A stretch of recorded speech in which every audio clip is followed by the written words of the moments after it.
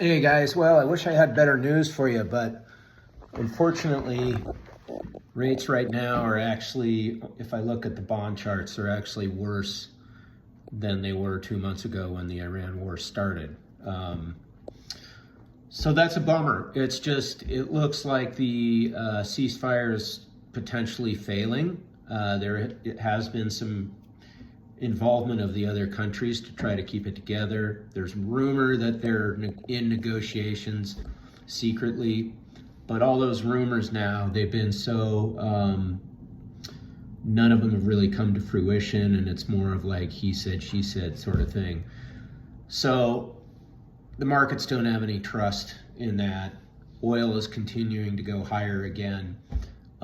Kevin Warsh, the new Fed chair, gets sworn in on Friday. He's going to have a tough job because, people were hoping he was going to lower rates, but there's a lot of concern about higher inflation. So he's probably going to have to take a pretty tough stance on inflation and really quit hinting at rate cuts for the rest of the year and be ready to raise the rate if we see more inflation and keep it in check. So that's a bummer. And it's pushing rates upward. The good news is that I'm looking at my notes over here, the More Homes on the Market Act that would possibly help create some inventory. So rates are back up. A lot of home buyers with low rates in the under 4%, even in the twos,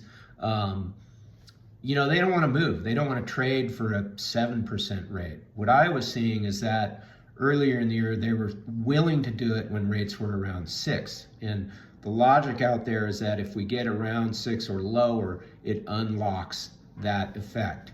So this other piece, which is legislation, for a lot of years, since 1997, if you're married and you live in a home for 2 years, you can sell it and you get up to $500,000 tax free, or you don't have to pay capital gains on it. It's $250,000 if you're an individual. That has not been updated. So this legislation is talking about doubling that and tying it to inflation going forward. So there's a lot of people that are in that boat that may be looking at, okay, not only do I have to go to a higher interest rate, but potentially I have to pay tax on that gain that's over 500K. So it's another deterrent. So hopefully that gets through, and then people can take that money, turn around, they don't have to pay tax on it, but they can turn around and put it into another home, buy something else. Right now, when they're looking at buying another house, they have to pay tax, so they're kind of like, maybe not. Anyway, fingers crossed this thing gets resolved at some point in maybe by the end of summer. Have a great week. Thanks.